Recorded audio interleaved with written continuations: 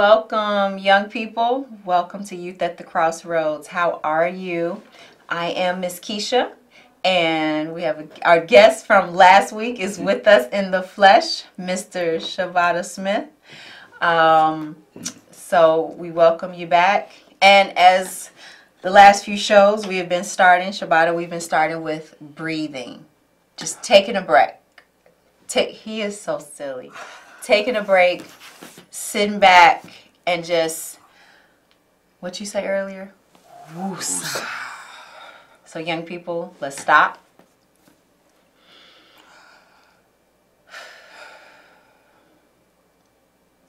Last week we just discussed quiet places, hiding places, calming places. I hope that you found yours throughout the week. For me, walking along the lake has been peaceful throughout my life. That's my second, third, fourth home. Where's your quiet place? I gotta say, pretty much the same. The beach, the always the view and the setting. Always the view. And I know that you're often talking about going to the lab. Is that peaceful for you? Do you feel good in your lab? Always good in my lab because it's like I like to call it like a overnight thing. Sometimes like that's when everybody, majority of people actually sleep. You know, like as you mentioned, you know, last week that you know, wherever people are asleep, you know, I'm up, you know, writing in that lab. You know, it's like a quiet time for me. Awesome. You know, and he'll tell you more about the lab, but I know that that's a peaceful place. So, okay, young people, breathe again. And remember, things are going to happen. Unexpected. Some may be planned, but you got this. Stay strong, stay focused, and call on people. Reach out to people. Yes, everybody's not going to come through. Mr. Shibata and I know we call on some people. They've been calling on us for years, but as soon as we need them, they are not there. We go through it as adults. You're going to go through it as a teenager. So just hang in there and call on the next person. Okay? So that's our moment. We took our break. Now, let's get to our show. Okay. I'm feeling good. I'm feeling good. another breathe in and out. Yes. All right. So, Shibata, you called in last week, and you started to. I had a picture of you in your dumb panda gear. I see you rocking it today. You looking nice and bright there. Thank you. But you were encouraging us. You was encouraging me and the young people. So tell us a little bit about your story. How is it that, and why is it that you feel a need to encourage the young people? And you also have a message for the parents. Why is that even a part of your heart? Why do you have a message? I have a message because actually I pretty much go off and be around in different kind of locations, and a lot of locations, and I'm always monitoring, you know, in neighborhoods and paying attention to what's going on in the youth. And pretty much what I see sometimes is that we revolve ourselves to the streets, and sometimes we find ourselves going to the streets sometimes because even though it trips you out, like that's where you kind of like feel like you're getting more so of recognized, and you're getting paid more attention to. Like I was saying last week, you know, there's structure and this, that, and the third, but it's almost come to the point where, as I was speaking of as well too, you know, and what I like to let a lot of the youth know and parents as well is I feel like we're missing that extra little push, that one little push, you know. I aspire the parents more so to tap into what's going on with the youth a little bit, you know, like, you know, I want, whether it could be with your daughter or whoever so have you or your son, you know, maybe she might be a painter, you know, or something like that. Maybe she might feel like I don't get it, I don't paint as well as others, you know, and stuff like that. And that's what we need pretty much. We need the parents come in and give that little extra push. Like, let's start finding like, okay, where's these classes at where I can make my daughter or make my son be the best guitar player or you know, whatever so have you, you know, if he missing this, you know, a few, you know, guitar strings, you know. Yeah, and that's interesting. And you can contact us, Youth at the Crossroads, for those answers. We will help you find those resources because that is crucial. You have our website, youthatthecrossroads.org, and you have my phone number, 312 479-5900. Contact us. We don't have it, but we're going to help you find it because that is crucial, and that is what I've been doing with young people for the past 25 years, helping them connect with people who are doing what they want to do.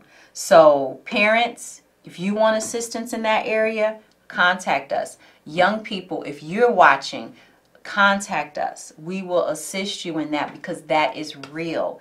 If you know what it is you want to do, parents, you see this gift in your child, don't hate on it. Don't become jealous of it because you didn't get to finish certain things in your life. You're going to force your child to live out your dreams. Please don't do that. I'm speaking from experience. It doesn't feel good, and it doesn't help in your relationship with your child. So your child wants to be an artist and you want to be a lawyer, okay. Maybe one day your child will be interested in law, but right now this child is interested in art. So let's find those art classes. Let's figure out which medium art is what's really good for them. Let's find these programs, and don't worry about money. There's scholarships out there. There's opportunities, but we have to tap into it as adults to push these young people. Because if we don't do it, and we constantly pull them away from what they love to do, then they're going to the streets, as Shabata is speaking of. Okay? So it's on us. Yeah, more, as I like to say as well too, just more activities in our communities, you know. We need them. We need to know where they are. So if you're an organization that's hosting activities, I plead with you to help share that information.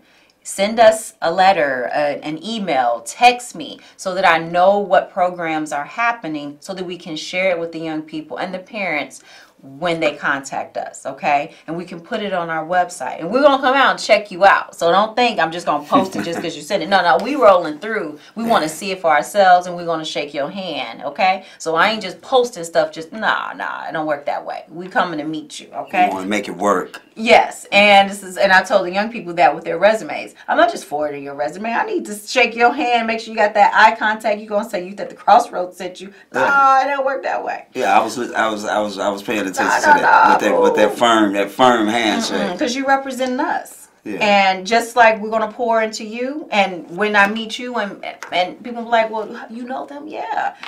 But, so back to what you were saying. How did you, as a young person, how did you cope? Was life easy for you? Did you have to go to the streets? And if you did, why?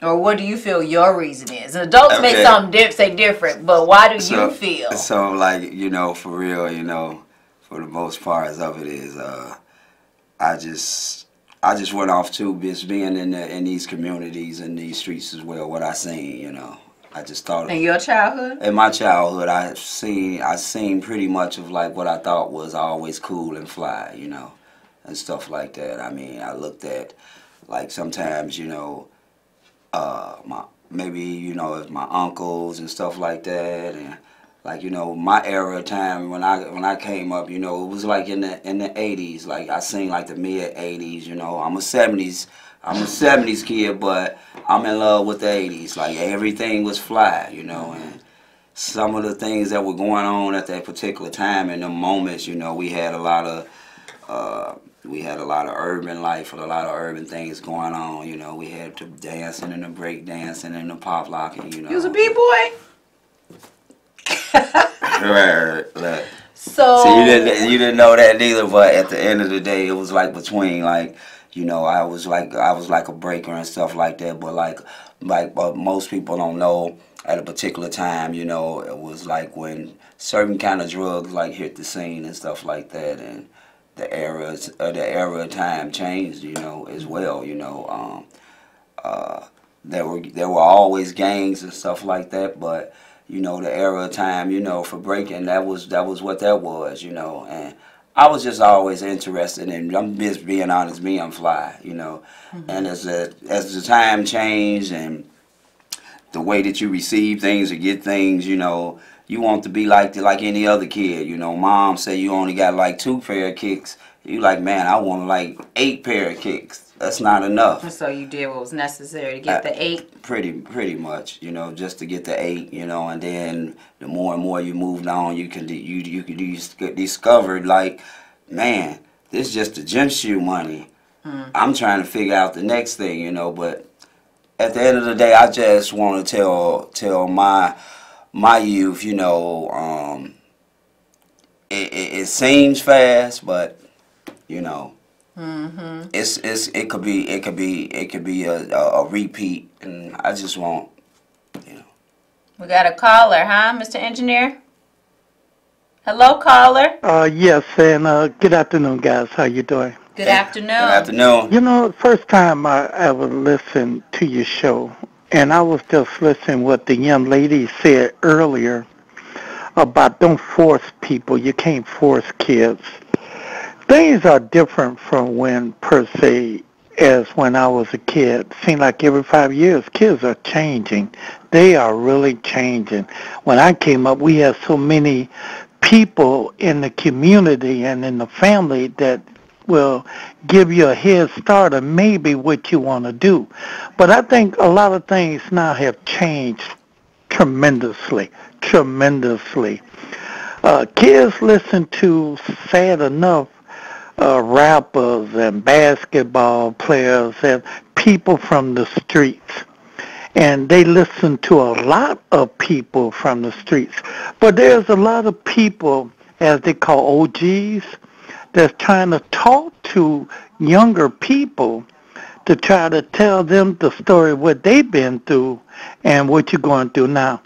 I mean, things have changed. What used to be, you could maybe live a life and, you know, survive, but now life is so short with the ways that people go. I think sometimes don't rush a kid. I remember when I was young, I didn't really want to know what I wanted to do. You know, it takes a little time to find out what you really want to do. Don't make a child do what you want them to do. Let them find their way. You got to let them see.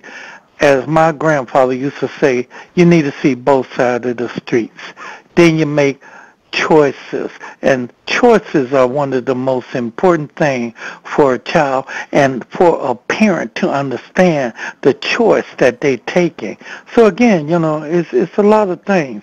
But listen, this is a good show. I think Thank you. you need to get out to maybe where the kids at schools and things of that nature and speak to them so the kids can hear them. But anyway, listen, thank you for taking the call. Let me get out there and hear your response. And again, Thank good you show. for calling. Thank you. Yeah. Thank you, and thank you for watching. And our shows are available on YouTube, so we are able to share them. We are getting out into the community. The young people will see us out there. But in the meantime, by Friday evening, Saturday morning, each show is on YouTube. So you can just type in Youth at the Crossroads, and you will see the shows pop up. And then you can share the link with the young people that you know or you passing by. So you can send it in a text message. You can send it in an email. So our shows are able to be shared. So everybody can get these shows out. So thank you, caller. Thank you so much. And it is so real. Yeah.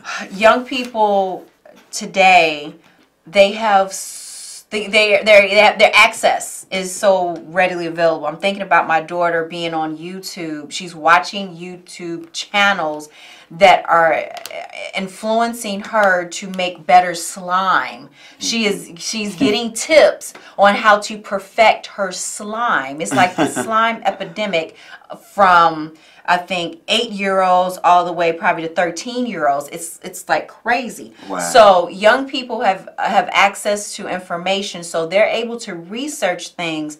So for us as adults to say, oh, you don't know what you're talking about, you don't know what you're doing, or you don't know what you want to do, they were like, no, I've been YouTubing this. Right. I've been researching. My own son, who just answered the phones, he's our engineer today, and last week, he informed me that he wanted to be an astrophysicist. I didn't know how to spell it. Right.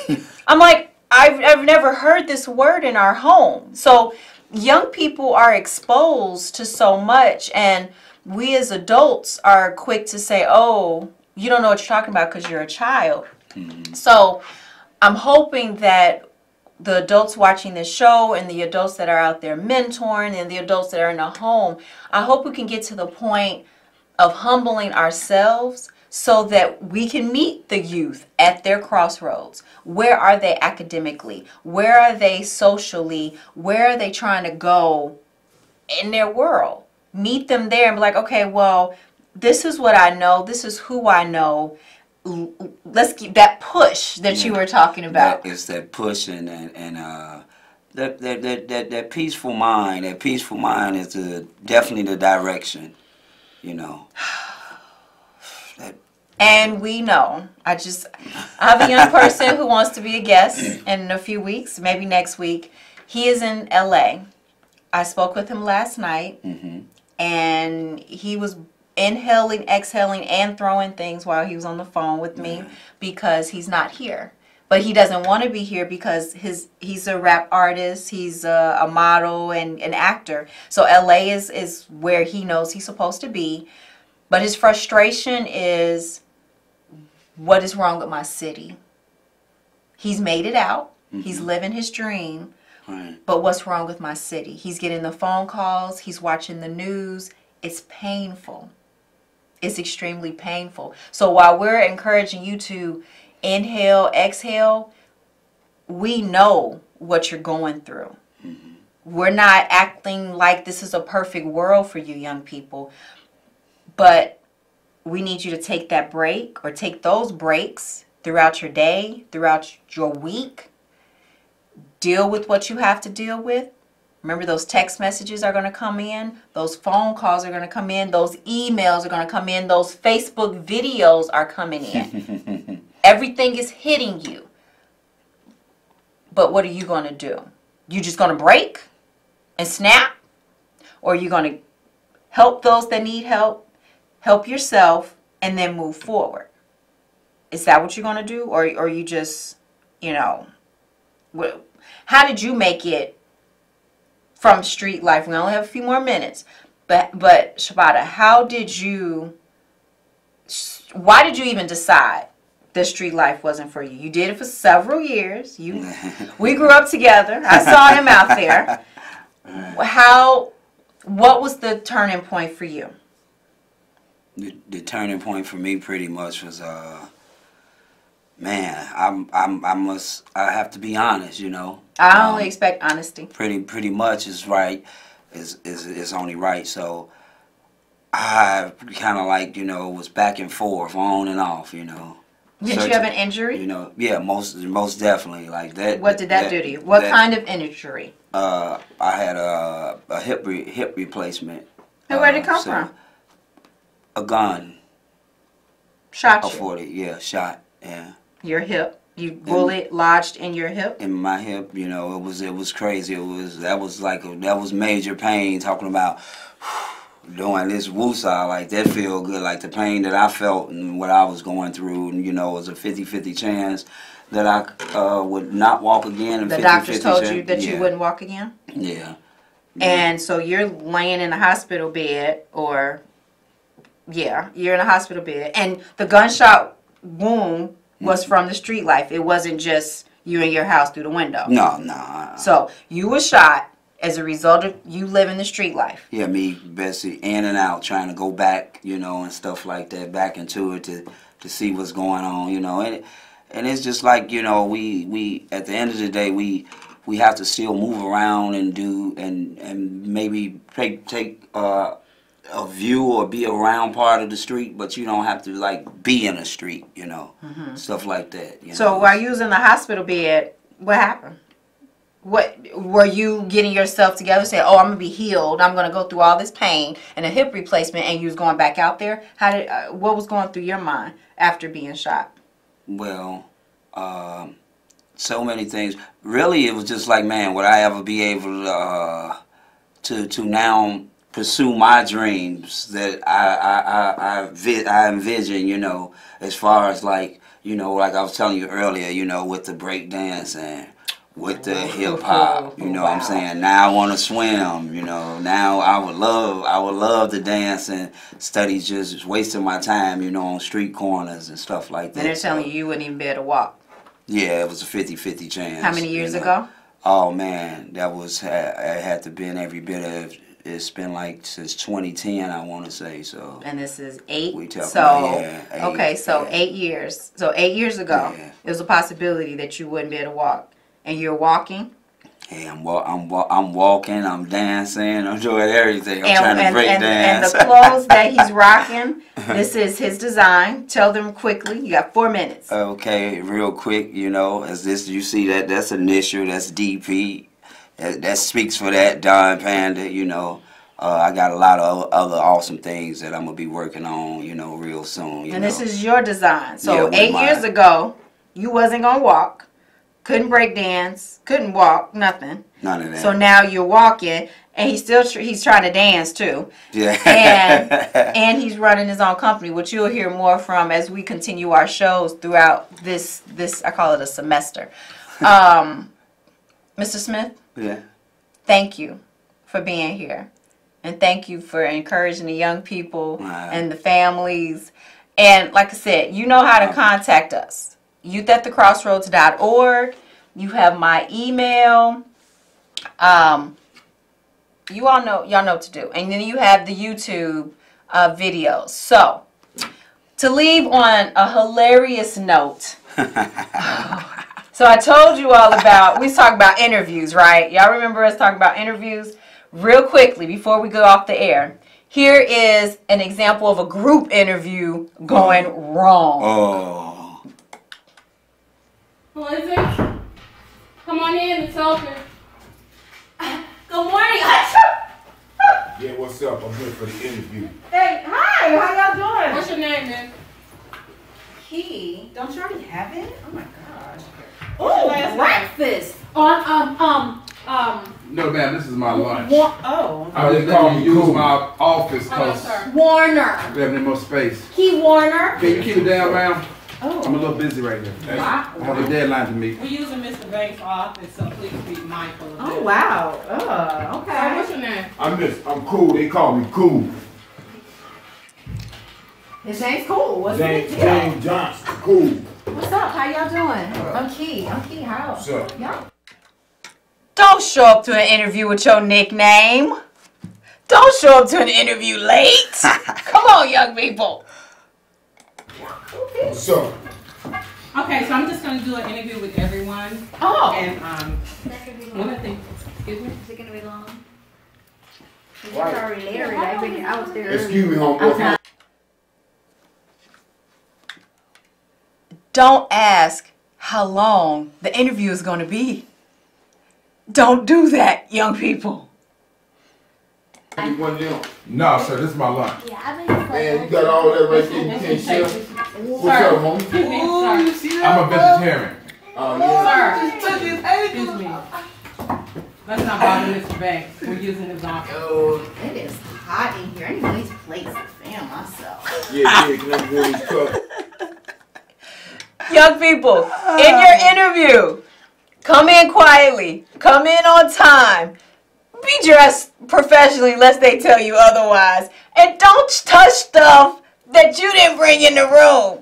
We will see you all next week. Have a great week. Make sure you take your resumes, your cell phone, and everything with you to your interviews. Have a great week. Love you. Bye. Love you. Peace.